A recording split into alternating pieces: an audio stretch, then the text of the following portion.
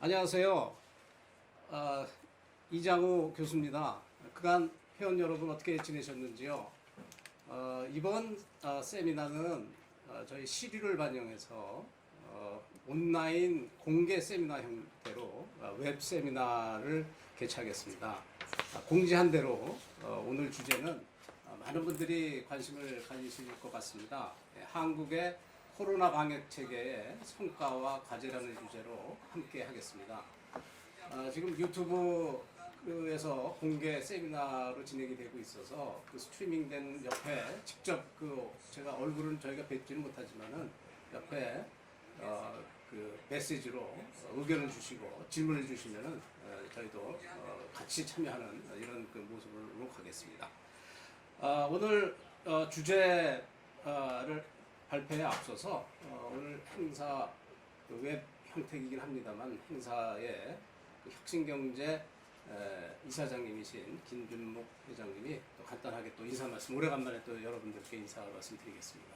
안녕하십니까 시청자 여러분, 사단법인 혁신경제 이사장 김준묵입니다. 우리나라에서 코로나 확진자가 발생한 지 100일이 조금 더 지났습니다. 주관적인 느낌으로는 훨씬 더 긴 세월이 지나갔고 역사가 바뀐 듯한 느낌이 듭니다. 시민과 의료진, 방역당국의 헌신적인 노력으로 한국의 방역은 전 세계 호평을 받았고 확진자 수도 상당히 안정세를 유지하고 있습니다. 정부가 강도 높은 사회적 거리에서 생활 속의 거리두기로 정책이 바뀌었습니다. 그렇지만 왠지 불안한 느낌은 지울 수가 없습니다. 오늘의 토론회는 지난 100일간의 방역 정책의 성과를 확인하고 앞으로 장기적인 생활 방역 국면에 과제를 정리해보고자 준비했습니다. 아무쪼록 방역의 전문적 대책과 정부 정책, 그리고 산업 및 경제 활성의 방안 등 다양하고 혁신적인 내용이 토론될 수 있기를 바랍니다. 오늘 바쁘신 와중에서도 주제 발표를 맡아주신 전병률 차이과대학 교수님, 패널로 참여해주신 허윤정 국회 코로나19 특위위원님, 김진용 인천광역시의원 감염내과 과장님, 김지영 솔리더스 인베스트 상무님께 깊은 감사의 말씀을 드립니다. 감사합니다. 예, 김준묵 이사장님 수고 많으셨습니다. 네, 바로 주제 발표에 들어가겠습니다. 오늘 주제 발표는 아마 우리 회원님들 여러분들이 꼭 만나 보시고 싶었던 분이라고 생각이 됩니다. 전병률 차이과 교수님이시고 또 전질병관리본부장님이시죠. 그래서 지금 전 세계가 관심을 가지고 있는 K 방역 체계의 성과와 앞으로의 그 과제를 중심으로 해서 말씀을 드리실 거고요. 그 이후에 또 토론, 또 그 세 분의 토론자와 함께 하실 건데 그 모든 진행을 송경진 파이낸셜 뉴스 글로벌 이슈 센터장님이 함께 해주시겠습니다. 많은 기대 부탁드리겠습니다. 그러면은 우리 전병렬 교수님을 모시겠습니다. 정 교수님. 네, 안녕하세요. 네.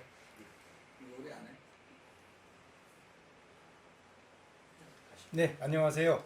방금 소개받은 차의과학대학교의 전병률입니다.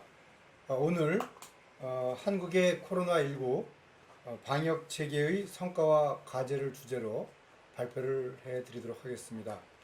우선 그 코로나19 감염증으로 고통을 겪은 모든 분들에게 심심한 위로를 보냅니다. 또 아울러서 코로나19 감염증 환자들의 귀중한 생명을 구하기 위해서 헌신적으로 노력해 주신 의료진 모든 분들에게 진심으로 경의를 표합니다. 우선 성과 부분에 대해서 말씀을 드리겠습니다. 말씀드린 것처럼 이번 코로나19를 경험하면서 환자들의 생명을 지키기 위해서 헌신적으로 진료해 주신 의료진들, 사실 이 부분들은 가장 큰 성과 중에 하나라고 볼 수 있겠습니다. 다른 나라들의 많은 의료진들이 감염이 돼서 오히려 환자들을 진료하는데 공백을 초래했다고 한다면은 대한민국의 의료진들은 환자를 진료하면서 감염으로부터 본인을 철저히 지키는 것은 물론이고 또 환자들을 조기에 치료할 수 있도록 많은 노력을 해주셨습니다. 그리고 또 두 번째 성과로 한다면은 국민들의 성숙된 시민 의식이라고 저는 생각을 합니다. 대한민국 국민들이 사실 전 세계 어느 나라와 비교했을 때 가장 높은 교육 수준을 지니고 있기 때문에 어떻게 보면은 이 코로나19가 국민들의 협조에 의해서 잘 지금 관리가 되고 있는 그런 것이 아닌가 생각을 합니다. 다시 한번 국민 모든 분들에게 이 자리를 빌어서 감사를 드립니다. 그리고 세 번째로는 혁신적인 사고가 큰 성과라고 저는 생각합니다. 그 혁신적인 사고와 관련돼서는 이제 하나하나 설명을 드리도록 하겠습니다. 우선 첫 번째로 우리가 대외적으로 얘기할 때 3T, 3T를 얘기합니다. 먼저 첫 번째 T는 트레이싱입니다. 즉 추적 관리이고요. 두 번째 T는 테스트, 검사입니다. 그리고 세 번째 T는 트리트먼트입니다.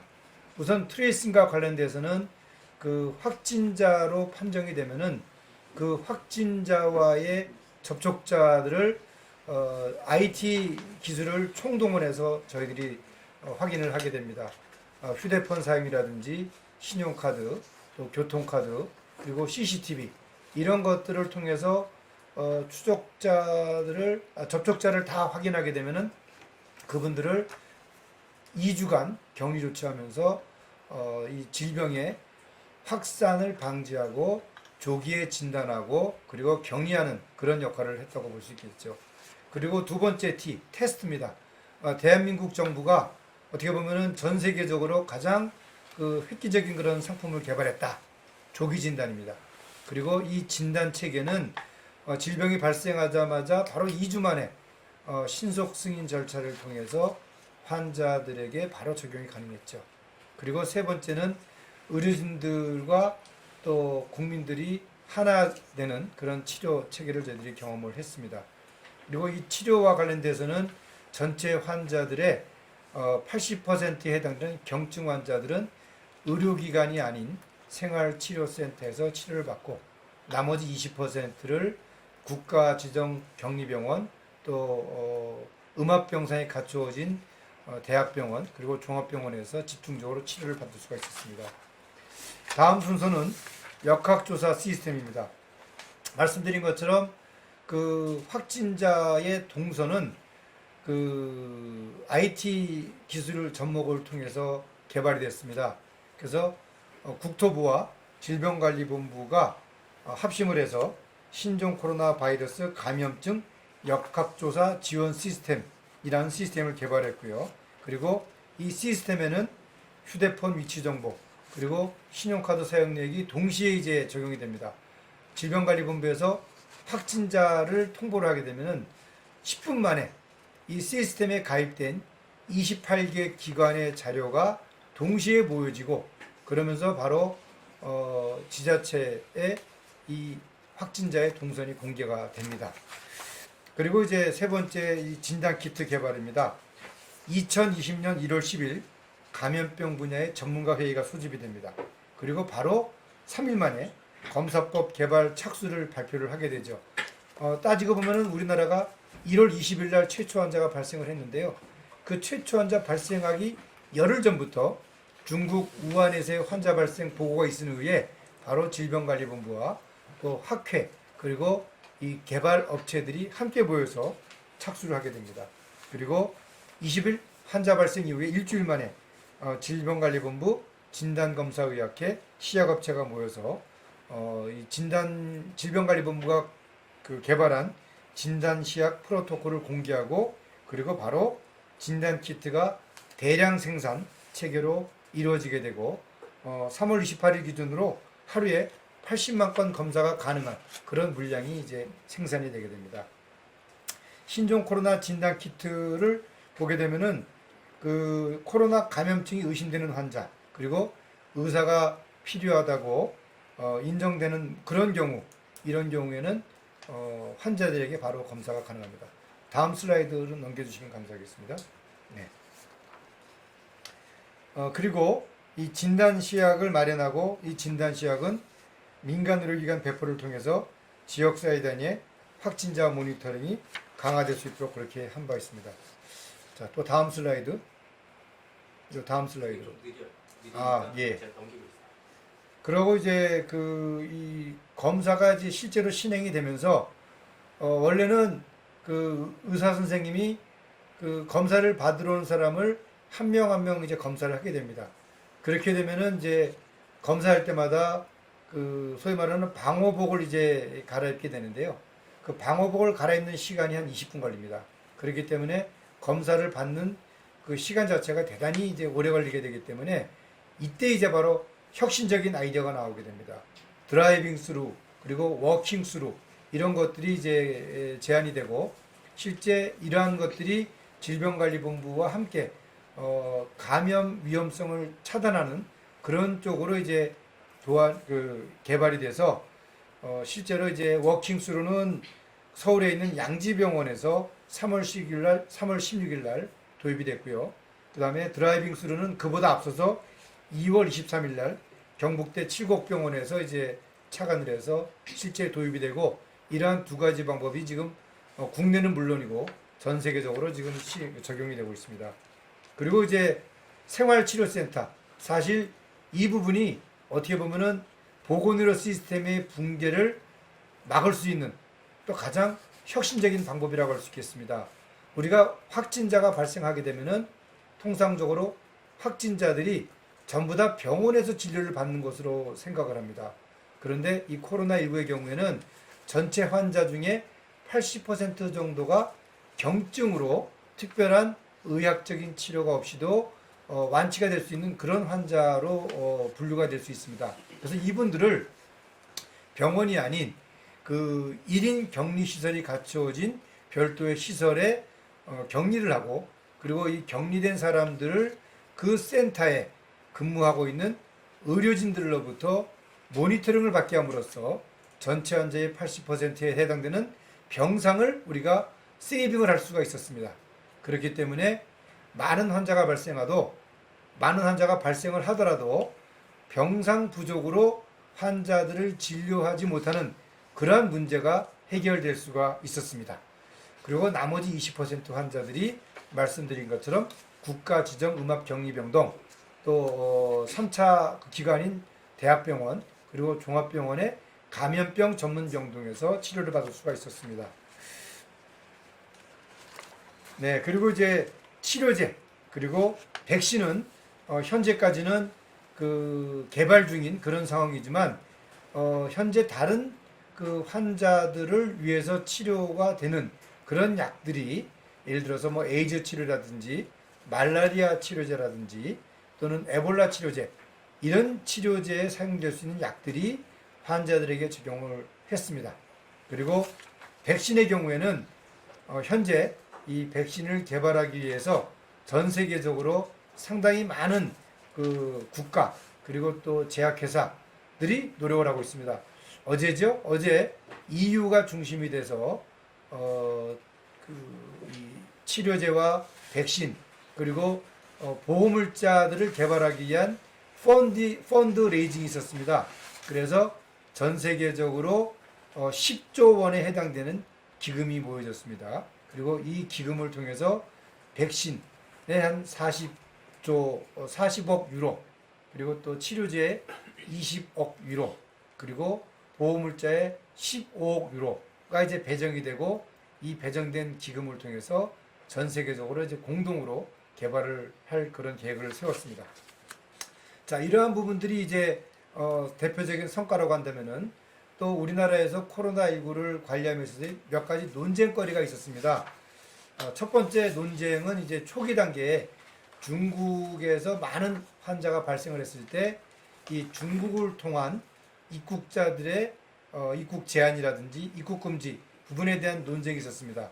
그러나 이제 우리나라의 경우에는 쉽게 말하면 투명성 그리고 이제 열린 개방 사회 이런 이 정책을 일관되게 유지를 하면서 어떻게 보면은 그 다른 나라와는 다르게 이러한 그 국경 봉쇄라는 그런 논쟁에서 우리는 쉽게 말하면 이제 그 개방형 이제 그 관리 체계 그런 것들로 이제 코로나19를 대응을 했습니다. 그러나 지금은 이제는 그 전 세계가 다 국경 이 봉쇄라는 측면에서 입국 금지, 입국 제한 조치가 이루어지고 있죠. 그리고 이제 두 번째로 이제 그 외국을 경유한 입국자들을 관리함에 있어서 하나의 예가 있었습니다. 우한에서 입국한 우리 교민들이 있었죠. 그때 이제 초기 1차, 2차, 3차 입국이 있었는데요. 1차, 2차 입국 과정에서 700명이 그 별도의 시설에서 이제 격리 관리가 된 바 있습니다. 그때 700명이 격리되는 과정에서 3명의 확진자가 나왔습니다. 그래서 이 700명을 비교했을 때 3명의 확진자가 나왔다. 그러면은 그 미국, 유럽에서 입국하는 사람들, 그 사람들이 한 7,000명 정도가 하루에 입국을 했습니다. 당시 그 공교롭게도 약 30명 정도의 확진 환자가 나왔습니다. 그러니까 어떻게 보면 확률적으로 비슷한 그런 양상을 띄었는데요. 이걸 이제 비교하면서 초기에 1월 20일 이후에 그 미국, 그 중국에서 들어오는 사람들을 적용했을 때 많은 양성자가 입국할 수도 있다. 뭐 이런 이야기들이 있습니다. 하여튼 뭐 그런 이야기들이 있었습니다. 그리고 이제 그 자가격리 과정에서 특히 이제 미국과 유럽에서 들어오는 그 우리 유학생들, 교민들, 그분들이 이제 격리되는 과정에서 격리 조치를 따르지 않는 그런 분들이 상당히 많았습니다. 그럴 때 우리 정부가 어떻게 보면 이제 그 이 손목 밴드, 우리가 뭐 스마트워치라고 그러죠. 그런 것들을 착용을 해서 동선을 관리하는 것들이 있었는데요. 싱가포르나 대만에서 이러한 것들이 적용이 됐습니다. 그래서 우리나라도 이 부분들에 대해서 정리의 필요성이 있었습니다. 그래서 지금은 그 자가격리 조치를 위반한 그런 분들에 한해서 지금 이 스마트 밴드를 채우고 있는데요. 사실 이 부분들을 적용을 하자고 했을 때 인권이라는 부분들에서 많은 논란이 있었습니다. 그러나 이 자가격리되는 분들은 원칙적으로 자가격리되는 것 자체가 이제 인권의 침해가 되는 부분들인데 이 부분들에 대해서 이제 위반했을 때 좀 더 엄격한 관리를 할 수 있도록 스마트 밴드를 착용하는 그런 문제가 있었습니다. 그리고 또 다른 논쟁이 이제 마스크 착용이 되겠습니다. 사실 우리가 그 마스크가 초기에는 별도로 국가에서 통제가 되지 않는 그런 상황이다 보니까 상당히 많은 물량, 거의 뭐 대부분의 물량이 이제 해외로 수출이 됐습니다. 그 이후에 이제 국내에서 환자가 이제 급증하면서 마스크의 필요성이 제기가 되고 그때 이제 물량이 적절하게 이제 그 공급이 되지 않는 그런 상황에서 정부가 소위 말하는 공적 마스크 제도라는 제도를 도입을 하고 이 마스크를 오브제로 해서 출신 연도에 따라서 구입을 할 수 있도록 했습니다. 그래서 이 마스크를 약국에서, 왜냐하면 약국이 이제 건강보험 심사평가원이 가려고 있는 의료 약품 이용 시스템이라는 게 있습니다. 영어로는 DUR, Drug Utilization, 그 다음에 리뷰에서 의약품을 제대로 쓰고 있는지 그런 걸 감시하는 체계인데요. 그 체계에 그 의약품의 중복 투여를 확인할 수 있는 그런 시스템이 되어 있습니다. 그래서 그 시스템을 도입을 함으로써 약국에서 마스크를 구매할 때 이중 구매가 관리가 될 수 있는 그런 시스템이 있습니다. 근데 이때 또 하나 나온 것들이 지역 주민센터를 통해서 주민들에게 제공을 한다면은 어떻게 보면 좀 가격을 좀 낮출 수 있지 않았느냐, 뭐 이런 논쟁거리가 있었습니다. 그러나 현재는 약국을 통해서 이 시스템이 어떻게 보면 자리를 잘 잡은 그런 상황이라고 할 수 있겠습니다. 이런 부분이 또 하나의 그 이 쟁점이었습니다. 그리고 이제 그 사회적 거리두기, 사실 우리가 그동안에 많은 질병을 경험했습니다만은 실질적으로 차단이 이루어졌던 그런 경험은 한 번도 우리가 경험을 해보지 못했습니다. 그러나 이 코로나19를 경험을 하면서 치료제나 백신이 없었다는 점에서 이 바이러스의 접촉을 피하는 것만이 이 질병의 감염을 막을 수 있는 것이다 라는데 이제 전문가들이 의견의 일치를 보고 그 이후로 사회적 거리두기가 도입이 됐습니다. 약 6주 동안 시행이 됐죠. 고강도 사회적 거리두기, 완화된 사회적 거리두기. 그러면서 이제 생활 방역, 이 생활 방역은 사회적 거리두기와 같은 그런 시스템이지만 이 생활 방역은 일상생활을 영위하는 가운데서 거리두기를 병행토록 하는, 어떻게 보면은 성숙된 시민 의식을 전제로 해서 일어나는 그런 시스템이라고 할 수 있겠습니다. 그리고 이제 이런 것들이 이제 이루어지고, 그리고 이제 어떻게 보면은 이 코로나19가 전체적으로 K 방역이다, 이제 이렇게 평가를 받는 겁니다. 지금까지 말씀드린 성과와 논쟁, 그런 모든 부분을 이제 포함해서 K 방역이라고 우리가 포함을 하고, 이 K 방역이 이제 전 세계적으로 하나의 스탠다드로서 자리를 잡게 된 거죠. 그리고 앞으로 이 K 방역을 토대로 해서 가을철에 또는 겨울철에 제2의 유행이 온다. 그럴 때 우리가 생각해야 될 과제를 제가 간단하게 말씀을 드리도록 하겠습니다. 감염병 상시 대응 진료 체계를 마련하는 것이 되겠습니다. 사실 이 전 세계적으로 치료제나 백신에 대한 이야기들이 많이 나오고 있습니다만, 현실적으로 과연 이 치료제나 백신이 이 가을철, 겨울철에 적용이 가능할지 전문가들도 많이 궁금증을 갖고 있습니다. 따라서 이러한 치료제나 백신이 실질적으로 적용되지 않는 상황에서 우리 국민들이 안전하게 건강을 지키면서 생명을 지킬 수 있는 방법, 그런 것들이 바로 대응체계의 구축입니다.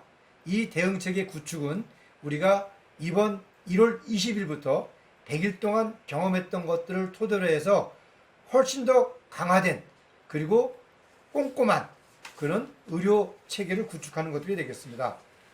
첫 번째로 우리가 생각하는 것은 이 지역별 민간 협력 시스템의 구축이 되겠습니다.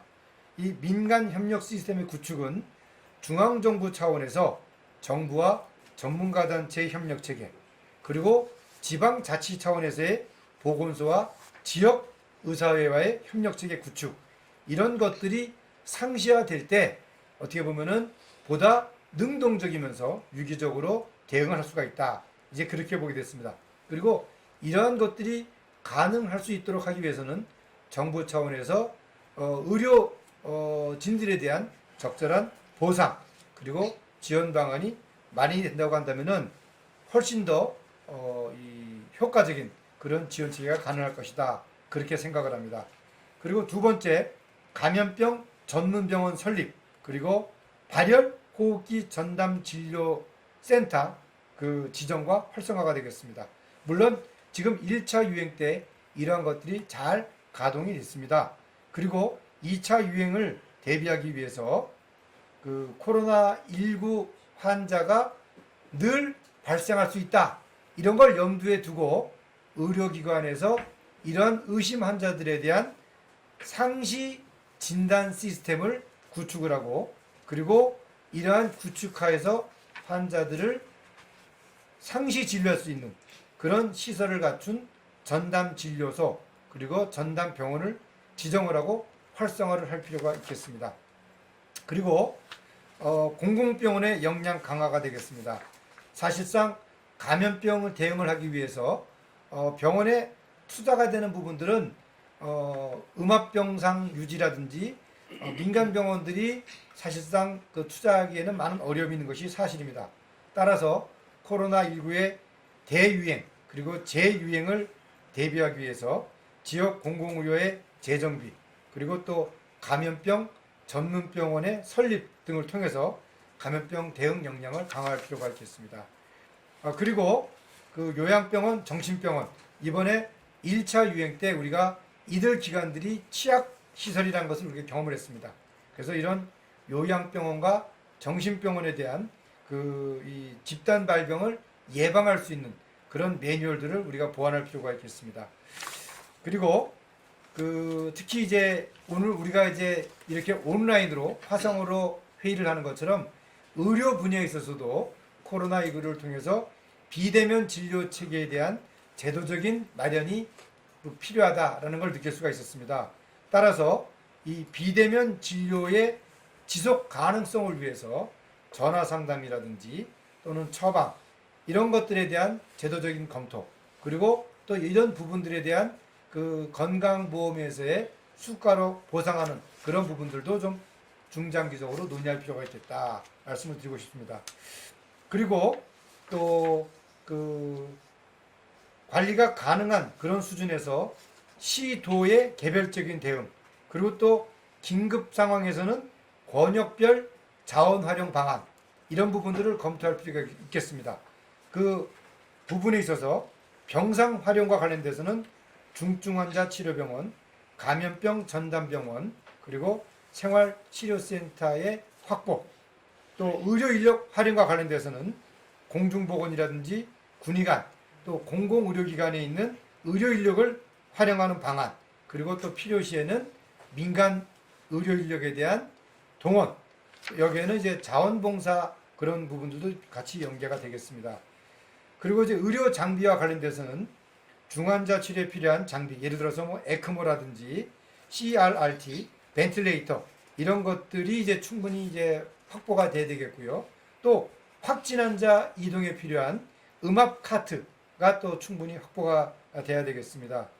그리고 또 이 필수 방역 물품인 전신보호복, N95 마스크, 고글, 그리고 이제 그 글러브 이런 것들이 충분한 양의 비축이 필요하겠습니다. 그리고 또 진단 검사 실시와 관련돼서는 적극적인 환자 추적, 그리고 격리, 이럴 경우에 또 병원 내 이 감염 확산을 최소화할 수 있는 유일한 방법이 이 진단이라고 할 수 있겠습니다. 그래서 이런 진단을 적극적으로 할 수 있는 그런 이 시스템이 보다 완벽하게 이제 구축이 돼야 되겠습니다. 그리고 이제 마지막으로 정부 이제 조직과 관련돼서 현재 보건복지부가 이제 보건, 복지 상당히 그 분야가 방대합니다. 근데 현재 지금 보건복지부에도 인력이나 예산으로 보게 되면은 한 97% 정도가 복지 분야에 치중되어 있습니다.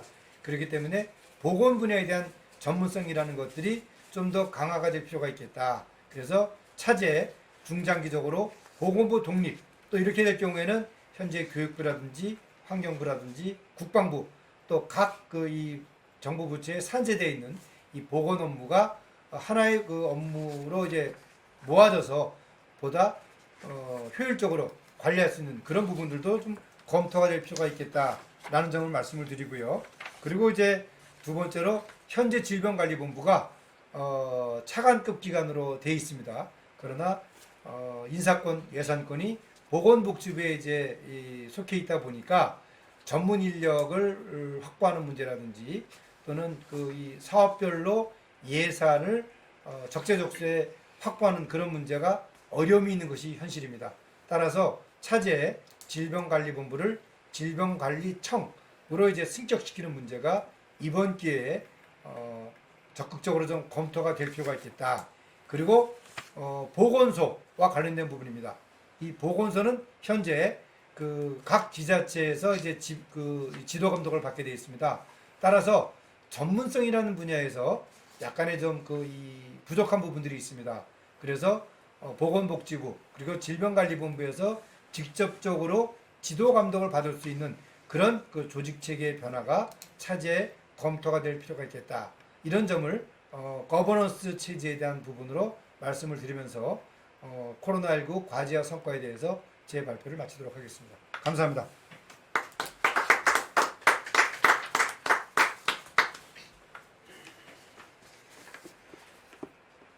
네, 역시 꼼꼼한 발표 정말 잘 들었습니다. 우리의 방역 경험뿐 아니라 상당한 정책 제안을 포함한 굉장히 꼼꼼한 발표를 해주셨는데요. 오늘 아까 소개드렸듯이 세 분의 전문가 패널을 모셨습니다. 제가 먼저 이 세 분 전문가들의 이 전병렬 교수님의 발표에 대한 코멘트를 듣고 또 각자 전문 분야가 다르기 때문에 그분들의 전문 분야에 대한 또 질문 그리고 나중에 전반적인 정책적 질문 등으로 구성해서 진행하도록 하겠습니다. 먼저 허윤정 국회 코로나19 대책특별위원회 위원으로 활동하고 계신 더불어민주당 허윤정 의원님 모시고 먼저 코멘트를 듣도록 하겠습니다. 발표에 대한 코멘트를 듣도록 하겠고요. 또 그 제가 알기로는 허윤정 의원님께서는 이 빅데이터 활용에 대해서 굉장히 관심이 많은 걸로 알고 있습니다. 특히 이제 건강보험 심사평가원 심사평가연구소 소장을도 역임하셨고 아마도 그때 이제 이 방대하게 쌓인 자료를 좀 제대로 활용하고 있지 못한 거에 대해서 굉장히 안타까움을 많이 느끼셔서 이런 제안들을 하시는 게 아닌가 그런 생각이 드는데요. 이 부분에 대해서 구체적으로 어떤 아이디어를 갖고 계신지에 대해서도 좀 설명해 주시기 바랍니다. 일단 소개받은 허윤정입니다. 굉장히 방대한 발제를 해주셨는데 몇 가지 의견과 그리고 약간 수정해야 될 부분, 뭐 중요한 것은 아니지만 예를 들어서 이제 공적 마스크를 유통관리하는 그러한 약국의 유통관리 시스템은 본래 DUR에 얹으려고 했는데 지금은 요양기관 포탈, 처음부터 요양기관 포탈에 얹어서 관리를 하고 있습니다. 아마 사람들한테 알려져 있기로는 DUR에 올려서 하고 있다라고 알려져 있지만 실제로는 요양기관 포탈에서 관리를 운영하고 있습니다. 그게 중요하진 않지만 좀 정확한 그런 내용을 확인하는 게 좋을 것 같고요. 사실 짧은 시간을 주셨기 때문에 제가 방대한 말씀을 드리긴 어렵지만 예를 들어서 지금 굉장히 꼼꼼하게 의료 서비스 제공 체계와 효율성을 제고하는 다양한 과제들 그리고 거버넌스 체계를 구축하는 과제들은 언급을 좀 해주셨습니다. 근데 우선은 이런 의료 체계를 효율화하고 거버넌스를 바꾸는 그런 문제들에 대해서는 상당히 전문가들의 의견이 모여지는 것 같습니다. 그러나 저는 이 코로나19를 한국이 경험하면서 일단 국내적으로는 제도적 개선이 좀 상당히 필요하다. 예를 들어 지금 거버넌스 체계를 바꾸겠다라고 한다면 지금 현재는 사실 전병렬 교수님께서 이전에 질병관리본부장을 하셨지만 질병관리본부와 보건복지부는 이번 코로나19와 같은 대응을 항상 했습니다. 그러나 그런 항상 했던 그 대응들이 정부의 의사전달 체계에 늘 반영된 것은 아니죠. 그건 무슨 말이냐면 감염병과 같은 재난에 대응해서 우리 재난관리기본법이 보건복지부와 질병관리본부가 리더가 되는 그런 제도적 틀을 갖고 있지 않습니다. 그건 재난관리법의 개정이 필요한 것이고요. 현재는 일반적인 재난관리에 대해서 행안부 장관이 일반적 리더가 될 수 있게 되어 있습니다. 그러나 이렇게 감염병과 관련된 재난에 대해서는 보건복지부와 질병관리본부가 국가 전체의 리더가 될 수 있는 현재 이미 그렇게 하고 있는 것은 제도적 기반에서 한 게 아니라 현 정부가 그렇게 결정했기 때문에 하는 것이고요. 이게 제도적으로 좀 안정적인 운영을 위해서 제도가 바뀔 필요가 있다. 관련 입법안의 개정안을 발의한 상태입니다. 그런 것들이 반드시 필요하다는 생각이 들고요. 사실 코로나19 이후에 우리 사회가 어떻게 변할 것인가, 어떤 과제를 가질 것인가 이것도 있지만 이 문제를 어떻게 성찰할 것인가에 대한 것도 저는 상당히 중요한 문제라고 생각합니다. 그것은 코로나19가 감염병으로부터 시작했지만 우리 사회 전반을 뒤바꾸는 그런 이슈로 영향을 미쳤기 때문입니다.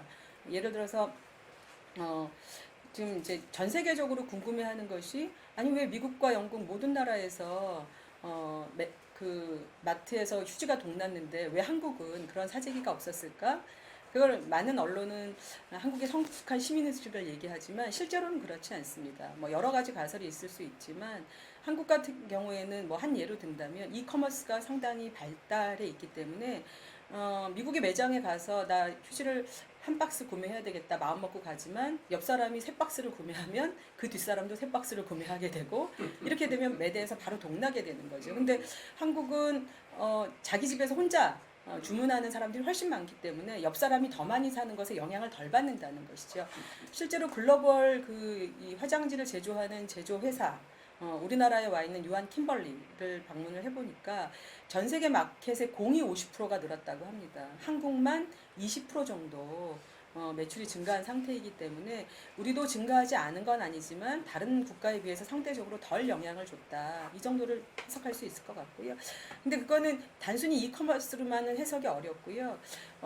저는 이제 이 주거 환경도 영향이 있다고 생각합니다. 지금 아시다시피 미국이나 영국과 같은 경우에 이 화장실 문화는 건식 문화입니다. 화장실에도 카펫을 쓰는 문화이기 때문에 오염이 발생한다거나 오랫동안 집에서 나갈 수 없다면 반드시 휴지가 필요하죠. 상대적으로 우리나라는 화장실 문화가 습식 문화라 청소를 한다든가 이렇게 할 때 물을 사용하기 때문에 상대적으로 화장실을 쓰는 것이 덜하게 되는 거죠. 그러니까 이 사회 문화적인 주거적인 여건이 상당히 중요하다. 그러니까 예를 들어 우리가 생활치료시설을 결정할 때 카펫이 있는 공간은 다 배제했습니다. 그런데 미국과 영국의 주거는 대부분 다 카펫 문화죠. 그러니까 밖으로부터 바이러스가 묻어온 모든 것을 가족 전체에게 전파시킬 수 있는 구조고 내가 오염된 신발을 신고 침실까지 가는 구조이기 때문에 훨씬 더 취약할 수 있다라는 가정하에 이후의 감염병 대응에 있어서 생활문화시설을 어떻게 관리할 건가 이런 다양한 과제들이 검토돼야 되는 것이고 상대적으로 그런 측면에서 일본이나 한국과 같이 이렇게 신발을 신고 들어가지 않는 구조, 카펫이 없는 구조가 이런 감염병의 위험, 바이러스의 어떤 활성화에 덜 기여할 수 있다라는 여러 가지 가정이 가능하다고 생각합니다. 제가 약간 동떨어진 얘기 같지만 우리 사회 문화의 전반에 노동이라든가 아니면 재택이라든가 심지어는 외국인이 가장 놀라워하는 초등학교부터 대학교까지 모두 원격으로 교육이 가능한 그것이 잘 됐건 못 됐건 뭐 이렇게 다양하게 모든 문화를 바꿨던 전반에 걸쳐서 저희가 좀 재고가 필요하다는 생각이 들고요. 빅데이터와 관련해서는 상당히 아쉽습니다. 물론 이제 이번 혹시 아실지 모르겠지만 우리 건강보험심사평가원이 처음으로 코로나에 관련된 그 빅데이터를 전 세계에 개방하기 시작한 게 벌써 2달이 지났습니다. 이제 그 얘기는 뭐냐면 이미 뭐 미국의 많은 대학과 영국의 대학에서 이 빅데이터를 받아보겠다고 하는 학자들이 상당히 늘어나고 있는데요. 여러 가지 활용도를 가질 수 있습니다. 예를 들어서 코로나19가 먼저 시작했던 국가들이 어떤 기저질환이 있는 환자들이 중증으로 이동하고 어떤 기저질환이 있는 환자들이 경증으로 가는지 이런 데이터들이 후발 국가한테 그 트리아지를 위해서 상당히 중요한 지표가 될 수 있고요. 사실 약물 재창출과 관련된 치료제 시장에서 치료제를 개발하는 과정에서도 이 치료제라는 게 상당히 저가도 있지만 약물 재창출의 경우에 고가의 의약품이 있을 수 있는데 빅데이터를 통해서 어떤 환자들한테 어떤 약물을 썼더니 어떻게 효과적이더라라고 하는 이런 기초적인 임상의 빅데이터를 활용할 수 있다면 타겟 임상을 할 수 있는 그런 형태로 축소해서 타겟 임상을 할 수 있는 근거로서 사용을 될 수도 있습니다. 이와 같이 감염병과 관련해서 기존의 이런 환자들이 갖고 있는 기존의 질환들, 그다음에 기존의 생활력, 그다음에 기존의 의료의 경험, 이 경험들이 다 국가적으로 모여 있는 나라는 한국이고요. 그런 데이터들을 개인정보 유출 없이 전 국가가 활용할 수 있게 하고 동시대에 미국과 한국과 영국과 모든 나라들이 쉐어할 수 있는 그런 예를 들어서 CDM 공통 데이터 모델과 같은 그런 방식으로도 리뷰해 볼 수 있기 때문에 저희는 이 빅데이터 한국이 이번에 K방역으로 국가적인 위신을 높인 건 사실이지만 그 저변 아래는 이런 어마어마한 빅데이터를 통해서 개인 정보의 그 침해 우려 없이 활용 가능한 많은 영역이 존재한다라고 하는 것에 대한 의미를 되새길 수 있다고 봅니다. 저는 추가로 몇 가지 과제를 조금 더 말씀드리겠습니다. 첫 번째는 잘 아시는 것처럼 EU가 백신을 위한 글로벌 펀드를 만들었지만 사실은 백신이라고 하는 것이 국내로 보면 약 7천억 정도의 시장 규모가 있고요. 국제적으로 해봤자 4조에서 5조 정도의 시장 규모밖에 갖고 있지 않습니다. 그 얘기는 백신에 뛰어들어서 일개 제약회사가 백신에 뛰어들어서 이윤을 크게 창출하기는 어려운 굉장히 좁은 시장 구조를 갖고 있는데 그 백신은 국민의 건강을 위해서는 반드시 필요한 영역입니다. 이게 바로 그 퍼블릭 영역에 속하는 것이죠. 이제 그런 측면에서 본다면 이런 감염병에 대응하는 백신이라고 하는 것이 세피 같은 그런 영역처럼 글로벌하게 또 혹은 개별 국가 단위라고 하더라도 공공의 펀딩이 반드시 돼야 된다라고 하는 것이고 그 백신의 결과물조차도 공공의 리스크를 쉐어하는 방식으로 지속 가능성을 확보하지 않는 한 개별 제약사들이 들어갈 아무런 이윤적 동기가 없다라고 하는 측면에서 이후에 감염병이라고 하는 대응에 있어서 일개 국가와 국제 공조가 퍼블릭한 영역에서 어떠한 네트워킹과 지속 가능성을 확보하기 위한 구조를 재구조할 건가라고 하는 것에 대한 숙제가 저는 주어진다고 생각합니다. 사실 이번 코로나 이후에 질병관리본부가 많은 대책과 기준을 내놨지만 제 가슴에 가장 꽂히는 것은 아프면 3, 4일 쉬십시오.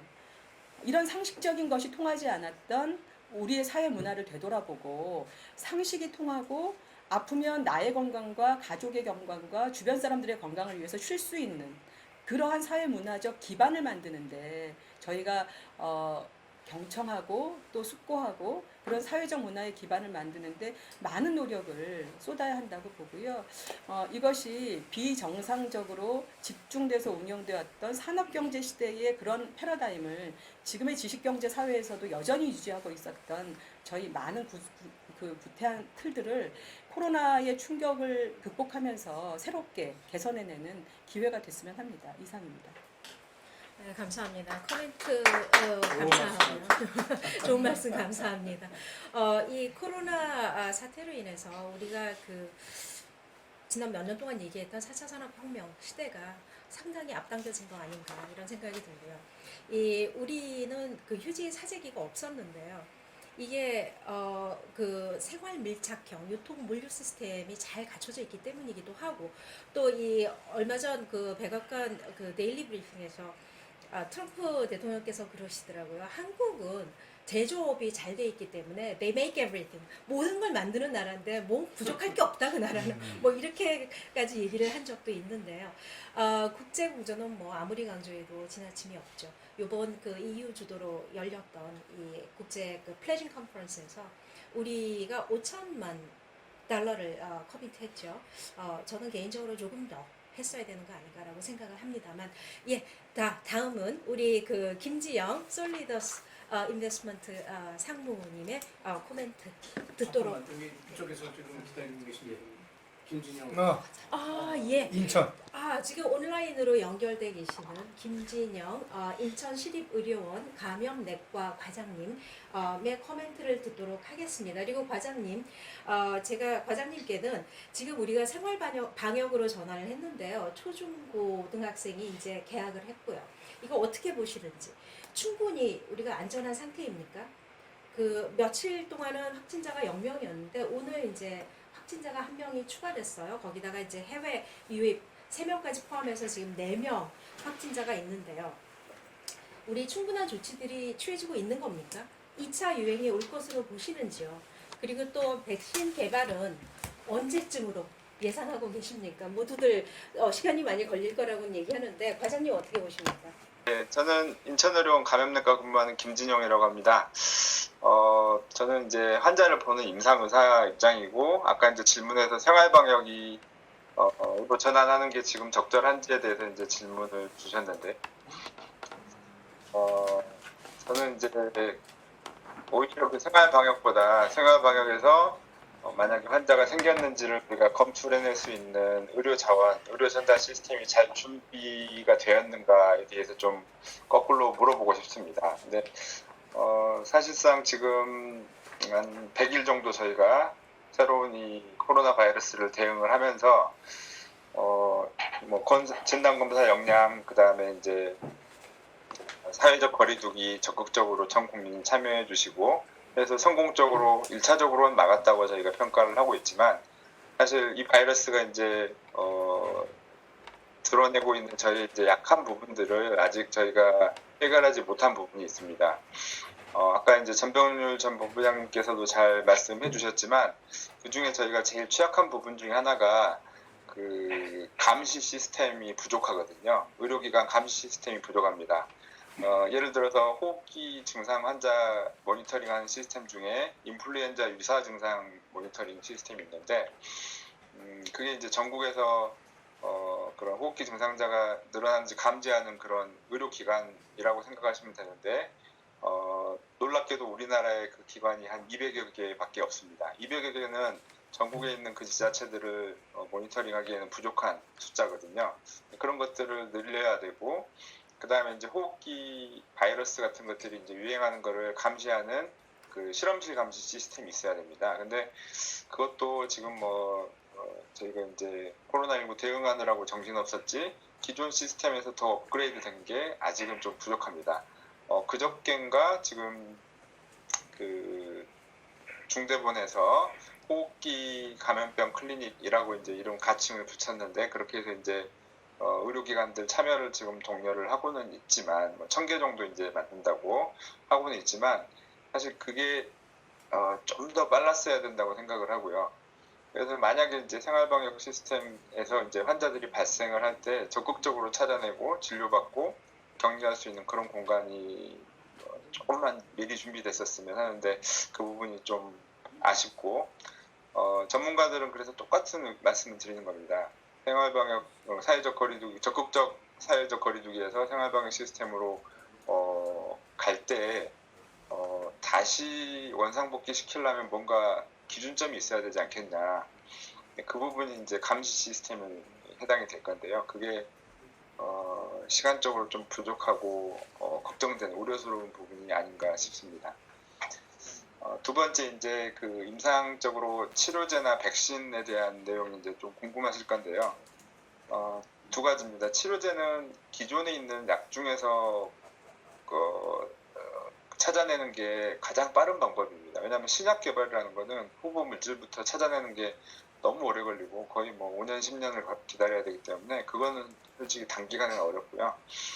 그렇다 치면 신약이 아니라 기존의 약 중에 이제 코로나19에 적용될 만한 약들을 찾아야 되는데, 뭐 이제 언론에 많이 나오는 이제 항 HIV 약이 처음에 이제 유망했는데 그 약은 사실 부작용이나 여러 가지 측면 때문에 지금은 좀 후순위로 밀려났고, 그다음에 이제 항말라리아 약제가 있는데 그것도 이제 적극적으로 지금 연구 중이지만 아직은 지금 판가름이 안 나고 있고, 세 번째로 이제 그 렘데시비어라고 하는 원래 이제 에이즈 치료제로 개발을 했다가 메르스에도 연구를 했었고 이번에 이제 코로나19에 대규모로 연구를 하고 있습니다. 그게 그나마 이제 세 번째로 가장 그 가능성이 있는 약이고, 한 일주일 이내에 지금 미국에서는 그 공식 발표는 아니지만 그 질병에서 회복되는 속도를 몇 초 정도 줄였다 해서 중환에 대해서만 미국 FDA에서는 긴급 사용 승인을 했습니다. 우리나라는 아직 뭐 들어오진 않았기 때문에 사용할 수는 없지만 그나마 그 치료 약제로는 가장 이제 유망한 약이고요. 하지만 그것도 중환에 대해서만 쓰기 때문에 저희가 코로나19는 100명의 환자가 있다면 거의 한 80명 이상은 정증입니다. 그렇게 이제 주사제인 그 렘데시비어라는 약을 쓸 만큼 그 중환이 거의 없기 때문에 유행을 조절할 목적은 사실상 아니라고 생각을 하시면 되고요. 중환자들한테 치명률을 줄이는 목적이다, 이렇게 이해를 하시면 되겠고, 그렇다면 대유행을 조절할 마지막 수단은 이제 백신인데, 백신은 이제 이 바이러스 특성상 RNA 바이러스이기 때문에요. 백신 제조를 저희가 RNA 바이러스에 제대로 이렇게 성공해 본 적이 별로 없습니다. 그래서 지금까지 그 백신 개발에 뛰어든 그런 역사상 가장 많은 물량과 그다음에 업체, 그다음에 연구소에서 지금 개발을 시작을 한 걸로 알고 있지만, 혹자들은 뭐 올 말을 말하던데 올 말은 절대 안 되고요. 그거는 이제 뭐 임상 시험이 시작된다는 뜻이지 인구에게 이 올 말에 투여된다는 건 거의 불가능합니다. 빨라야 내년 겨울이라고 일반적으로 보통 18개월 정도를 말씀하시는데, 그 18개월도 아주 이상적으로 정말 빨리 중간에 뭐 난관 없이 했을 때라고 생각을 하시면 됩니다. 그렇다면 따라서 우리가 이런 지금 코로나19라는 상황을 어느 정도 갈 건지는 대충 예상을 하고 우리가 대비를 해야 될 건데요. 현실적으로는 내년 겨울까지는 어떤 방법으로든지 저희가 조치를 취하면서 경제도 살려야 될 거고 다른 그 산업도 살려야 될 거고 준비를 해야 될 거다. 이게 제일 현실적인 기대치 수치이지 않을까라고 저는 평가하고 있습니다. 제가 지금 초대받은 그 패널 그 토의 자리가 혁신경제 사단법인 혁신경제에서 이제 주최하는 회의에 제가 초대를 받아서 웹세미나에 초대를 받았기 때문에 그 경제 창출 측면에서는 지금 이제 아시다시피 제가 이제 첫 번째 환자 진료했던 의사이기도 하고요. 그 다음에 이제 드라이브 스루라고 하는 선별 검사 센터를 고안을 했었기도 합니다. 그래서 이제 K 방역 시스템의 또 한 모델 중에 이제 선별 검사 시스템이 들어가 있긴 한데 저는 사실 좀 그 K 방역이라는 거에 대해서 좀 약간 너무 서두른 거 아닌가 하는 생각이 좀 들어서요. 아직은 지금 초입이고 시작 단계인데 물론 이제 장점인 거는 빨리 저희가 선점하는 게 중요한 것 같습니다. 조금 저는 좀 조심스럽게 생각을 합니다. 왜냐하면 아직 우리나라가 지금 방역이 다 끝난 게 아니어서요. 그리고 사회적 거리두기나 생활 방역으로 지금 접어든 지가 이제 이틀째입니다. 그래서 앞으로 2주에서 한 달 사이에 어떤 변화가 일어날지 좀 더 두고 봐야 되는 그런 부분이 있어서 약간 조심스러운 면이 있습니다. 제가 일단 준비한 말은 여기까지고요. 혹시 질문 있으시면 말씀하셔도 좋습니다. 네, 과장님, 신중하고 조심스럽게 접근해야 된다는 말씀에 충분히 100% 공감하고요. 뭐 K 방역에 대해서 얘기할 때 가장 먼저 나오는 게 드라이브스루인데요. 정말 세계적으로 드라이브스루의 스타시죠. 네. 질문은 나중에 다시 드리도록 하겠습니다. 우리 김지영 솔리더스 인베스트먼트 상무님께서 기다리시고 계시기 때문에 이 발표에 대한 코멘트 듣고 또 김지영 상무님께서 의약품 특허 및 사업개발 전문가이시기 때문에 또 특별히 질문을 드리겠습니다. 이 바이오 제약 산업이 우리 자동차, 반도체를 합친 것보다 시장 규모가 더 크다고 하는데요. 우리나라도 강국이긴 강국이죠. 근데 복제약 강국이죠. 그래서 유망한 미래 산업인 것은 분명한데 아직까지 글로벌 시장에서 우리 제약 기업들이 차지하는 비중은 한 2% 남짓 한 것으로 제가 알고 있습니다. 그리고 그 신약 개발 경험은 더더욱 부재하고요. 그래서 상무님께서 보시는 우리나라 바이오 제약 산업의 그 현 주소 그리고 또 앞으로의 전망은 어떻게 보시는지 궁금합니다. 그 허윤정 의원님께서도 이 분야의 전문가이시기 때문에 또 추가로 코멘트 해주시면 감사하겠습니다. 네, 안녕하세요. 그 솔리더스 인베스트먼트의 김지영이라고 합니다. 그 앞에 전병규 교수님의 그 발제부터 두 분의 좋은 말씀 잘 들었고요. 그 저도 얘기를 듣다 보니까 그나마 지금 어쨌든 사회적 거리두기를 굉장히 강화하다가 이렇게 완화되고 어느 정도 그래도 사람들이 여유를 찾을 수 있게 된 게 국민, 뭐 의료진, 정부 이렇게 각각의 영역에서 다 유기적으로 각자의 역할을 잘 해내서 이런 성과가 있게 된 것 같고요. 그리고 말씀하신 대로 이제 지금의 상황이 어떤 치료제나 백신이 개발돼서 상황이 완전하게 해결된 상황이 아니기 때문에 그때까지 우리가 이제 앞으로는 어떤 일을 하면서 이 상황을 잘 타개해 나갈 것인지 좀 생각해 봐야 하는 시점인 것 같습니다. 그래서 저는 뭐 앞에서 좋은 말씀 많이 해주셨으니까 어떤 제 개인적인 경험 그리고 제가 산업계에서 이제 느꼈던 상황들 위주로 좀 코멘트를 하려고 하는데요.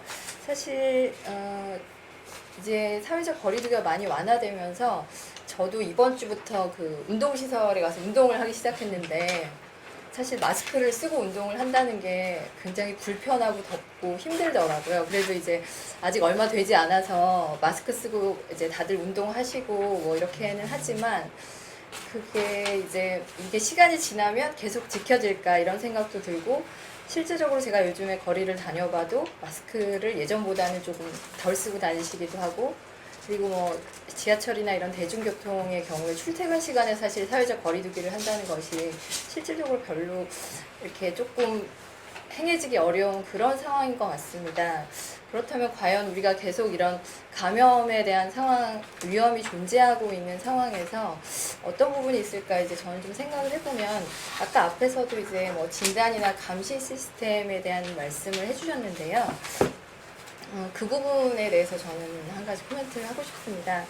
이제 저희가 알기로 현재 이제 국내에서 이제까지 저희가 K바이오 뭐 이런 얘기를 하면서 굉장히 저희 진단에 대한 이제 우수성을 국내외적으로 많이 인정도 받고 있고 그렇게 하고 있고 그리고 이제 국내에서 환자 확진하는 데 있어서는 분자진단법이라는 상대적으로 굉장히 정확성 있는 방법으로 지금 검사가 시행되고 있는 걸로 알고 있습니다. 그렇지만 이제 어떤 기사나 이런 걸 통해서 보면 뭐 무증상이나 경증 감염자 같은 경우 추적에도 어려운 부분이 좀 있고, 그리고 뭐 모든 검사 방법이 사실 100%라고 말할 수는 없기 때문에 이제 저희가 이런 상황에서 어떤 진단 검사에 대한 부분도 좀 더 정밀해지고 어떤 좀 더 이제 촘촘해져야 하는 게 아닌가라고 생각을 하고 있습니다.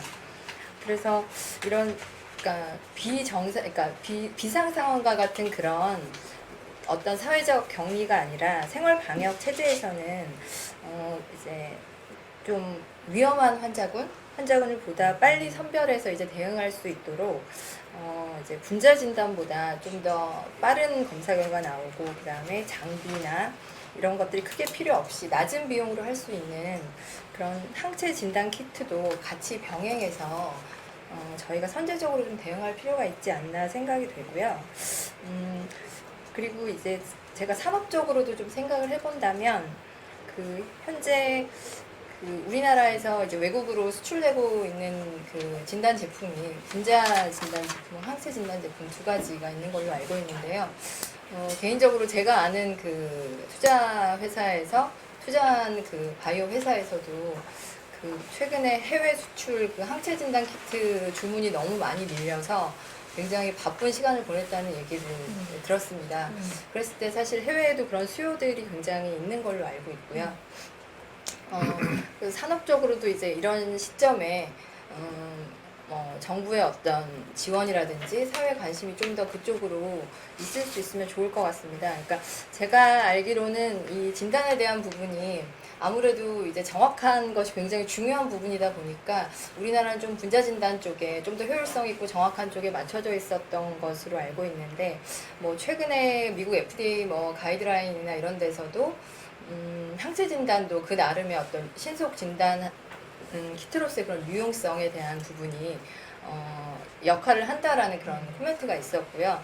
그리고 요즘에 혈장 이용해서 치료하는 방법 관련해서 실제 혈장 치료법에 대한 선별을 위해서 이제 검사하기 위해서는 항체 진단 키트가 또 유용한 수단이 될 수도 있다, 이런 부분이 있어서 그런 부분에도 저희가 좀 관심을 갖고, 실제적으로 앞으로 이제 어떤 말씀하신 대로 어떤 시스템화 하는 데 있어서 이런 진단하는 시스템에 있어서도 정확한 어떤 그런 환자 확진을 하는 분자 진단 시스템과, 그리고 이제 빠르고 좀 신속하게, 그리고 많은 이제 위험군을 이제 체크해낼 수 있는 그런 항체 진단 시스템, 이렇게 투 트랙으로 이 시스템을 정비를 해서 생활 속에서 이제 잠재해 있는 그런 위험군 선별에 좀 도움을 받는 게 좋지 않을까라는 생각을 하고 있습니다. 그리고 아까 이제 오늘 말씀하신 대로 의약품 관련해서는 그러니까 2%밖에 이제 되지 않는다, 그리고 이제 복제약 이런 말씀하셨는데, 사실 그 부분은 제 생각에는 이제 국내 어떤 제네릭 의약품이 좀 다수를 차지하고 있는 그런 상황에서 말씀이라고 생각은 되는데요. 우리가 크게 이제 바이오 제약 업계를 크게 본다면 사실 몇 년 전만 하더라도 그냥 전통적인 제약회사를 대상으로 하는 것이 일반적이었지만, 제 생각에 지금은 벤처회사를 중심으로 약간 그런 바이오 생태계가 굉장히 커져 있다고 생각이 되고요. 실질적으로 이전에는 당연히 외국계 제약회사를 이제 필두로 해서 그쪽에서 나온 신약들이 굉장히 많이 있었지만, 지금은 바이오 벤처 회사에서도, 국내 바이오 벤처에서도 신약 개발을 많이 하고 있고, 그런 회사들의 제품을 해외 유수한 제약사에서 이제 라이센싱 인해서 가는 케이스도 많이 생기고 있어서, 제 생각에는 그런 생태계나 그런 자원들이 굉장히 넓어지고 있는 상황이기 때문에 현재는 조금 그렇게 협소해 보일 수 있는 상황이지만 지금 계속해서 성장하고 발전해가고 있는 상황이라고 생각이 되고요. 그런 차원에서 지금 이런 코로나 상황에서 저는 개인적으로는 이제까지는 벤처 회사 중에서도 이제 신약을 개발하는 회사들이 사실 굉장히 조명을 많이 받고, 상대적으로 이런 진단 쪽을 하는 회사는 좀 별로 관심을 받지 못하는 그런 상황이 있었다고 생각이 됩니다. 그래서 이런 감염 상황이 굉장히 안타까운 상황이긴 하지만 이거를 타개해가는 과정에서 이제 진단 의사들도 좀 더 많이 성장하고 발전할 수 있는 그런 계기가 되었으면 하는 생각이 있습니다. 네, 이상입니다. 네, 말씀 잘 들었습니다. 허윤정 의원님 추가 코멘트 있으신지요? 아니 제가 모든 분야에 대해서 다 언급할 수는 없지만 이 분야에 대해서 조금 말씀을 드린다면 첫 번째는 이 우리나라 제약회사라고 하는 게 글로벌 제약과 비교하면 R&D 규모가 현저하게 작고 바이오 생태계 활성화 말씀하셨지만 사실 진단기업 같은 경우는 굉장히 협소한 상황입니다. 그러니까 사실 인위적으로 M&A 같은 것들을 할 수 없기 때문에 그런 측면에서 본다면 감염병을 대응하는 이런 그 제약 분야에 대한 산업이라고 하는 것이 반드시 민간에만 맡겨둘 영역이냐에 대해서 의문이 있고요. 한국적 상황이라면 한국 형태에 맞는 인위적인 M&A가 불가능하다면 공공이 펀딩하고 기업의 경쟁력을 높일 수 있는 그런 형태의 제3의 영역이 만들어져서 예를 들어서 몇 개 안 되는 그 M&A, 그러니까 몇 개 안 되는 회사들의 R&D 규모가 굉장히 협소하니까 역할 분담을 하는 방식이죠. 어떤 회사는 뭐 R&D를 하고 어떤 회사는 유통을 맡고 어떤 회사는 생산을 맡고 뭐 이렇게 해서 공공 펀드가 개입하면서 이런 공공의 백신과 치료제 영역에 지속 가능성을 확보할 수 있는 그런 모델 이런 것들도 검토가 필요하다는 생각이 들고요. 두 번째는 전 세계가 그 각 국가들의 문을 닫는 이런 봉쇄 기간이 상당히 길어진다면 저희는 이거보다 조금 더 위험 상황으로 갈 수 있다라는 가정하에 지금 아시다시피 예를 들어 제약의 원료 의약품은 인도와 중국이 거의 대부분을 차지하고 있습니다. 이럴 경우에 이게 장기화된다면 우리 제약의 원료를 공급하는 그런 시장도 단절될 수 있다라고 가정하고 필수 의약품이나 필수 의료기기의 원료 시장의 다변화, 다각화 국내 개발화 뭐 이런 것들에 대한 준비도 좀 더 해야 된다는 생각이 들고요. 추가적으로 이제 이런 제약의 기업과 관련해서 우리의 법률적인 한계들이 좀 있는데 한 예로 우리 혈액관리법 같은 것이 좀 다릅니다. 미국 같은 경우는 이미 지난 4월 1일자부터 적십자사가 공공으로 혈장 채취나 이 치료자들의 이런 혈액을 채취할 수 있는 공공으로 이미 그거에 들어섰는데 우리 기업들은 그렇게 자율적으로 뛸 수가 없습니다. 아시다시피 우리나라는 매혈이 불가능한 나라고요. 국가나 공공이나 적십자사가 나서야만 그게 가능한 나라인데 사실 적십자사의 헌혈이라고 하는 행위나 혈장 채취라고 하는 행위는 감염병 대응에 최적화되어 있지 않습니다.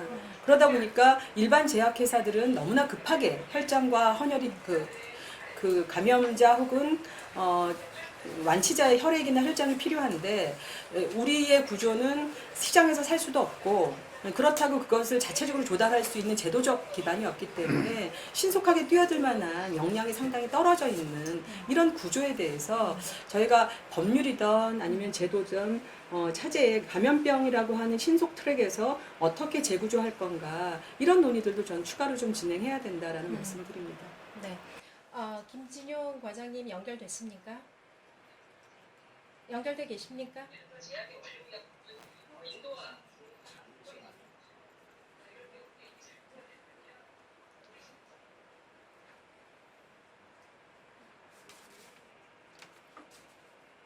지금 그 여러 말씀에 이게 우리가 생각한 것보다 과제가 상당히 고도해요. 많은 거를 네. 그 사이에 우리 좀 예, 그러니까 김진용 원장님 제가 질문 하나 드리고 보내드리고 너무 바쁘신 것 네. 같으니까 보내드리고 그렇죠. 그다음에 네. 전부 이제 자유토론인데 제가 그 본부장님께 그 전체적으로 랩업 들으신 네. 거에 대한 피드백을 좀 주시라고 이렇게 말씀드리고 몇 가지 정책 질문 드리겠습니다. 그리고 정책 질문에 대해서는 다들 같이 좀 코멘트 해주시면 좋겠고요. 통화 중이신 것 같아요. 통화 중이요. 진료 중이신 거 봐요. 진료하시면서 네. 참여하는 거니까. 어떡하나? 뭐 그때 되면은 그냥 바로 연결해 주시고요. 네, 지금 네. 우리 교수님, 네. 전병희 교수님 말씀. 예. 할까요? 예. 그 전병렬 교수님께서 사실 굉장히 많은 정책 제안을 해주셨습니다. 특히 이제 보건, 위생, 방역, 의정, 약정 관련 거버넌스 문제에 많은 제안을 해주셨는데 사실 이 거버넌스 문제라는 게 굉장히 큰 이슈이기 때문에 뭐 이런 그 간단한 토론에서 다 짚고 넘어갈 수 있는 사항은 아닙니다만 이 제안하신 보건부 신설과 또 질병관리본부의 질병관리청으로의 승격에 대해서 그 제안에 대해서 어떻게 생각을 하시는지 또 질병관리청으로 승격이 된다면 이 질병관리청에서 이런 말씀하신 보건, 위생, 방역, 의정, 약정 관련 그 정책들을 다 처리할 수 있는 문제는 아닌지 굳이 별도의 부처가 필요한 것인지 또 질병관리청이라는 네이밍이 적절치 않다. 그러면 이 개명을 하고 업무 영역, 맨데이트를 확대해서 커버할 수 있는 건 아닌지 그런 생각을 해봤는데 어떻습니까? 네, 뭐 일단 보건부, 질병관리청 이 두 분야는 어떻게 보면 이제 서로 이제 뛸래야 뛸 수 없는 이제 그런 개념으로 생각하면 좋을 것 같고요. 먼저 이제 질병관리청부터 말씀을 드려보겠습니다. 사실 이제 질병관리본부가 이제 그 2003년도 사스 이후에 국립보건원이 승격이 되면서 이제 그 본부로 이제 발족을 하고 메르스 이후에 이제 1급 기관장에서 이제 차관급 기관장으로 해서 승격이 됐죠. 그러면서 이번에 코로나19를 경험을 하면서 어떻게 보면은 국민들에게 질병관리본부의 역할에 대해서 그 중요성 그리고 또 이 질병관리 문제가 얼마나 중요하고 또 생명을 직접적으로 지키는지를 이제 알게 된 그런 이제 부서죠. 그런데 이제 아직까지는 이제 예산이나 인사권에 대한 문제가 복지부 영향을 받는 상황이기 때문에 발전의 어떤 이 속도라든지 이런 부분에서는 좀 제한을 받고 있습니다. 따라서 그 식품의약품안전본부가 식품의약품안전청이 되고 또 식품의약품안전처의 형태로 이제 계속해서 조직의 변화, 발전이 있었던 것처럼 질병관리본부도 이제 그런 수순을 따라가는 것이 바람직하다는 게 제 생각이고요. 그랬을 때 이제 질병관리본부의 그 업무가 단순히 이 감염병과 관련된 그런 관리 업무로서 청의 역할이 충분한가 그런 면에서는 좀 전문가들의 의견이 좀 모아질 필요가 있다고 생각을 합니다. 따라서 이제 그 미국의 CDC의 역할 그리고 또 우리나라 질병관리본부의 역할 좀 비교해 볼 필요가 있겠고요. 그리고 또 그 과정에서 기존의 이제 보건복지부의 보건 분야 업무 또 의료 분야의 업무를 그 질병관리청으로 만약에 본부를 승격했을 때 어느 정도 이 교통정리를 할 수 있을지 그 부분도 좀 이렇게 전문가 또 시민단체 국회에서 좀 더 논의가 된다면은 앞으로 질병관리본부의 그 청 관련되는 업무에서 많은 논의가 있을 수 있습니다. 특히 이제 그럴 경우에 이제 역시 보건소 문제도 같이 연관이 되겠죠. 사실 지금은 뭐 워낙 그 이 코로나19라는 그 이 질병과의 이 싸움이 전쟁이 더 심각한 우선순위이기 때문에 이런 거버넌스에 관한 문제는 일단 화두를 던져놓고 거기에 대해서는 향후 이 코로나19 사태가 종식이 되는 그 시점 이후에 논의가 돼도 뭐 좀 충분하다 저는 그렇게 생각을 합니다. 다만 앞으로 그 이 보건복지부 내에서의 보건과 복지 업무를 어떻게 이제 이 전문성을 살리면서 그 부처로서의 기능을 좀 더 활발하게 할 수 있을까? 그 부분은 지금 이제 그 부처 신설이라는 분야에서 앞으로 정부가 바뀔 때마다 그 보건부에 관한 문제가 거론이 됐던 것은 사실입니다. 그러나 이제 이번 코로나19를 겪으면서 포스트 코로나19 시대에 좀 더 적극적으로 논의해 볼 필요가 있다. 저는 이제 그렇게 생각을 합니다. 예, 감사합니다. 저는 글로벌 헬스 거버넌스 개혁에 대해서도 글로벌리 논의가 돼야 된다고 생각을 하는데요. 지금 김진영 김진용 감염내과 과장님 연결돼 있습니다. 진료를 하시면서 중간중간 이 화상회의에 참여하시기 때문에 다시 한번 감사드리고요. 제가 20일만 드리고 과장님 보내드리도록 하겠습니다. 전병렬 교수님께서 비대면 진료제에 대해 체계적 이 논의도 필요하다라고 아까 주장을 하셨는데요. 이 비대면 제도의 대표적인 게 저는 이제 드라이브-스루 이니셔티브라고 생각을 합니다. 그래서 이 질문을 특별히 과장님께 드리는데요. 이 요즘 비대면 얘기가 나오면서 원격 진료 규제 완화 얘기도 함께 많이 얘기가 되고 있습니다. 과장님 보시기에는 비대면 진료가 가능하려면 어떤 선결 조건, 선결 과제가 필요하다고 보시는지, 그리고 또 원격 진료에 대한 생각은 어떠신지요?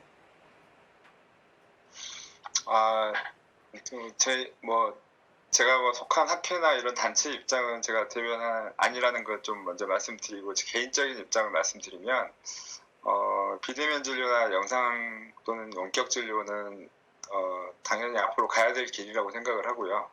근데 이제 그런 그 과정의 중간에 논의가 많이 필요합니다. 첫 번째는 일단은 그 환자 개인 정보와 그다음에 그 의사의 그 진료 행위, 이게 이제 디지털화가 될 가능성이 높고, 그 중간에 그 개인 정보가 어떻게 사용되는지에 따라서 또 문제가 많이 생길 수가 있고요. 그다음에 이제 이런 감염병 문제에서는 비대면 진료가 너무 당연하게 지금 이제 됐습니다. 그 선별 진료실이라든지 제가 고안했던 드라이브-스루 진료 시스템에서도 물론 먼발치에서 유리창 너머로 이제 환자를 보고 뭐 마이크나 전화 이런 걸로 이제 의사소통을 하긴 하지만, 직접 환자를 만지거나 가까이 이제 얼굴을 맞대고 진료를 하는 게 아니기 때문에요. 그래서 이제 약식의 이제 비대면 진료가 허용이 되고 있습니다. 사실 오늘 제가 진료실에 앉아서도 최근에 지금 코로나19 환자 퇴원 후에 재양성 케이스들이 좀 있거든요. 그래서 저쪽에 있는 음압 텐트 선별 진료실에서 검사는 다 진행을 하고, 그리고 결과가 나오면 제가 엑스레이와 검사 결과를 보고 지금 이쪽에서 제가 전화로 진료를 하고 있거든요.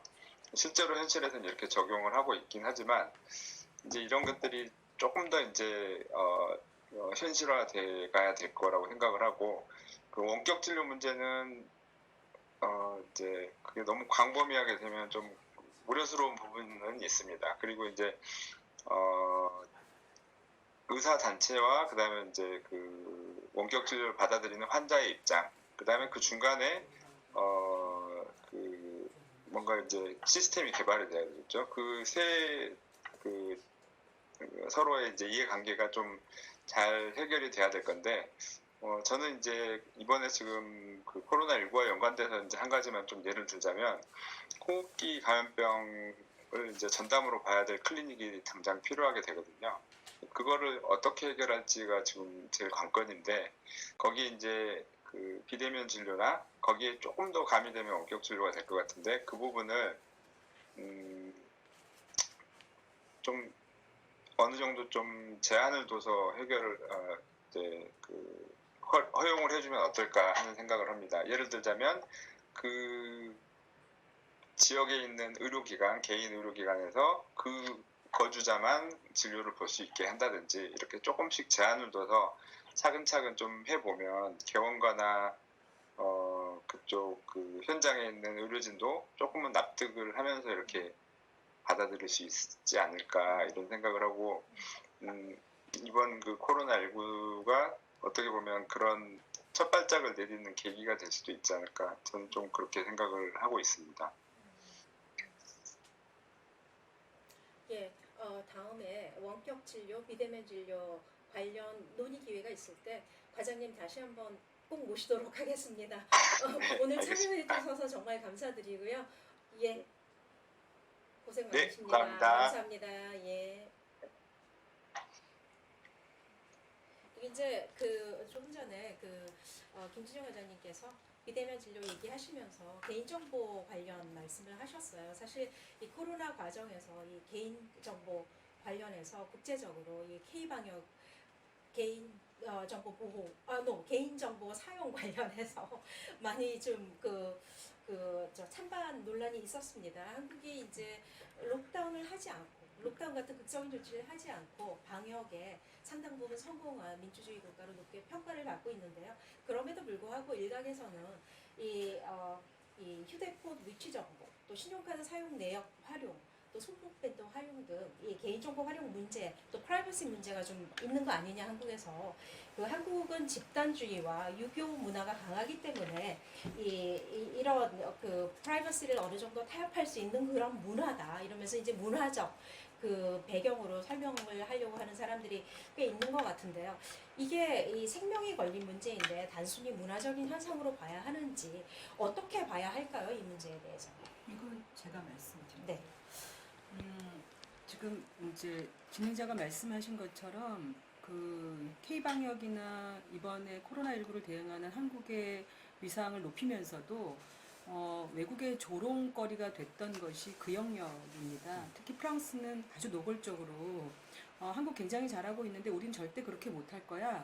우리는 그렇게 개인정보 아무렇게나 침해하게 할 수 없어.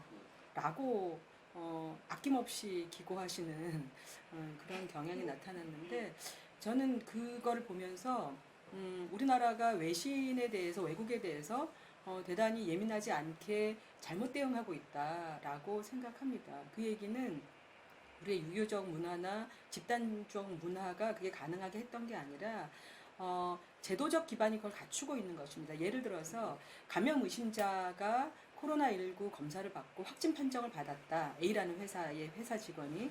그 회사 직원 개인 A라고 하는 김모모 씨 외에는 그 회사에도 그게 통보가 되지 않습니다. 그 정보는. 그 개인만 알고 있습니다. 그리고 저희가 공개하는 것은 A라는 사람을 완전히 제외하고 그 A라는 사람이 갔던 경로에 대해서 공개하는 것입니다. 무슨 말이냐면 감염병의 원인을 제거하고 감염의 확산을 막고자 하는 것이지 개인정보를 털려는 의도가 전혀 없고 그 모든 것을 방지하고 그러니까 개인정보가 유출되는 것을 최소화하면서 감염을 어떻게 효과적으로 그 예방하고 확산을 최소화할 거냐라는 전략하에서 국회가 국민의 대의기관으로서 국회가 제도적으로 법률적 틀을 마련해서 그 틀 안에서 개인정보를 부분적으로 활용하는 것입니다. 근데 그 부분적인 활용은 반드시 그 양면에는 개인정보를 철저히 보호하겠다라고 하는 의지가 담겨 있는 것이죠. 외신은 그런 것들을 잘 모르고 저희가 무분별하게 사람에 대한 모든 정보를 다 털어서 다 개방한다 이렇게 알고 있는 것이죠. 전혀 그렇지 않습니다. 그거는 달리 봐야 되는 문제고요. 다만 그 과정에서 언론의 보도가 특정인이 확인될 수 있는 것과 같은 잘못된 보도 행태를 취한 것이죠. 그 두 가지는 반드시 분리돼야 됩니다. 이번에 저희가 지난번 사스나 메르스 이후에 그런 제도적 보완을 했습니다. 신용카드, 교통카드 이런 것들을 다 확인할 수 있도록. 그래서 실시간 감염을 막을 수 있는 차단 경로를 확인할 수 있었던 거죠. 그거는 역으로 말하면 그러한 것에 노출되어 있는 환자들이 스스로 경계해서 감염자가 지나간 경로에 내가 같은 시간대에 있었구나. 그럼 스스로 한번 선별진료를 가볼 수 있도록 하는 그런 경계 차원이었던 것입니다. 말씀드리고자 하는 요지는 한국은 개인정보를 무분별하게 침해하면서 감염병을 대응하고 있는 그런 제도와 그런 문화를 갖고 있지 않습니다. 저희는 철저하게 개인정보를 보호할 만한 제도적 기반 하에 감염병을 차단하기 위한 부분적인 활용을 하고 있는 것이죠. 이 분별을 저는 분명히 해야 될 것 같고요. 다만 그 과정에서 무분별한 언론의 보도 태도나 과잉으로 네티즌들이 정보를 터는 그런 행태는 반드시 막아야 된다고 생각합니다. 국회가 개원 이래 처음으로 확진자가 국회의 공청회에 참석했다는 이유로 1박 2일을 문을 닫은 적이 있습니다. 그때조차도 그 국회에서 누가 어떻게 접촉하고 누가 감염자의 근처에 있었는지 언론이 그 정보를 털었지 보건당국이 단 한 명도 실명을 밝힌 적이 없습니다. 우리는 좀 분별해서 알아야 하고 우리의 제도에 대해서 좀 올바른 지식하에 인식을 해야 될 것 같다는 생각이 제가 듭니다. 네, 우리가 국제사회에 좀 더 정확한 정보를 제공하는 게 굉장히 필요할 것 같습니다. 마지막으로 전병렬 교수님 그리고 김지원 상무님 코멘트 있으시면 코멘트 받고 다음 진행하도록 하겠습니다. 네, 이번 코로나19를 경험을 하면서 사실 우리가 코로나 이전의 생활과는 완전히 다른 그런 생활을 하고 있는 거죠. 그리고 또 그런 생활 속에서 우리가 또 현명하게 지금 잘 또 적응을 하고 있는 것 같습니다. 이런 그 생활을 하면서 앞으로 좀 더 개선될 부분들, 보완될 부분들, 그런 부분들을 우리가 이제 상당히 많은 것들을 발견할 수가 있었습니다. 그 의료 체계 문제라든지 또 정부의 가버넌스 문제라든지 이제 이런 것들을 향후 차분히 이제 우리가 논의를 하면서 메르스 이후에 우리가 많은 제도를 개선을 해서 코로나19를 현명하게 극복을 하고 있는 것처럼 또 코로나19를 경험하면서 우리가 또 문제로 생각했던 것들 그런 것들을 좀 더 심층적으로 논의할 수 있는 시간을 다시 또 만들었으면 좋겠다는 생각을 가져봅니다. 네, 장모님. 아, 네. 사실 이 코로나19가 어떻게 보면 그 건강하고 관련된 매우 큰 이슈지만 결과적으로는 사회에 굉장히 많은 부분에 영향을 준 그런 사건인 것 같습니다. 이제 그게 뭐 방역이나 이런 데뿐만이 아니라 뭐 일하는 방식, 다른 여러 가지 제도, 어떻게 보면 문화까지도 이제 좀 바꿀 수 있는 그런 어떤 이슈가 된 것 같은데요. 아직은 진행 중인 상황이고 그런 상황에서 저희가 이 사건을 계기로 좀 더 이제 바람직한 방향으로 계속 나아갈 수 있는 건 어떤 부분이 있는지 각 분야에서 좀 더 건설적인 의견 교환이나 토론 같은 것들이 이루어져서 계속 그런 방안들이 잘 실천될 수 있으면 좋겠고요. 그런 효과로 사실 이 코로나 때문에 뭐 여러 가지 산업이나 이런 부분도 많이 위축이 됐고 저희 같은 그 투자업계도 사실 해외 어떤 셧다운이나 이런 것으로 좀 소강 상태가 된 그런 상황이었는데 그런 효과로 좀 더 모든 사람들이 더 건강하고 좀 더 활기찬 그 원래 상황으로 또 보다 발전된 상황으로 생활할 수 있으면 좋겠다는 말씀드립니다. 네. 이상으로 토론을 마치고 마지막 클로징 리마크스 해주실 이장우 교수님께 마이크 넘기도록 하겠습니다. 예, 송경준 원장님 아주 수고 많으셨습니다. 예, 우리 모두 시청하셨듯이 저희 그 방역 체계가 그냥 우연히 된 게 아니라 오늘 그 가지고 계신 경험이나 지식의 깊이와 넓이를 보셨듯이 그 전병률 교수님, 허윤정 위원님, 김준용 과장님, 그리고 김지영 상무님의 그 식견과 경험이 사실 저희 그 방역 체계에 참고하고 계신 전문가님들의 수준이 아닌가 이렇게 저는 느꼈습니다. 그래서 저희 그 사실 혁신경제나 성공경제연구소가 기업이나 경제의 혁신을 다루지만은 저는 그 오늘 이 자리를 통해서 정부의 행정 대응력과 함께 그 민간의 혁신 능력, 주로 이제 이번에는 의료 체계가 되겠습니다만은 그 결국은 기업이나 경제를 일으키고 있는 그 혁신 능력, 혁신 과정하고 큰 차이가 없다. 그런 의미에서는 우리나라의 그 혁신 능력이 일정 수준 상당히 올라와서 이런 위기 시에 아마 실력을 발휘한 게 아닌가. 그리고 오늘 좀 말씀 중에 그 실력을 또 다시 가다듬어서 이제 진짜 선진형의 혁신을 이뤄나가는 그런 단계에 이르지 않았는가라고 저는 느꼈습니다. 그래서 저희가 내친 김에 그 이달 말 또 6월 중으로 해서 이 코로나 방역과 다음에는 이제 IT를 중심으로 살펴볼 것이고요. 그다음에 코로나 이후에 그 아까 김준영 과장님은 상당히 조심스러운 평가를 하셨습니다만은 우리나라의 그 방역 체계가 세계화되고 표준화되기 위한 어떤 과제, 세계에 기여하기 위한 과제 이런 거를 또 함께 산업부와 함께 또 진행될 계획을 가지고 있습니다. 그래서 당분간은 이 웹세미나 형태로 자주 뵙겠습니다. 오늘 이렇게 참여해 주셔서 감사드리고요. 특히 오늘 발표 토론해 주신 여러분들께 정말 깊은 감사를 드리겠습니다. 이것으로써 한국의 코로나 방역 체계 성과 과제 웹세미나를 마치겠습니다. 감사합니다.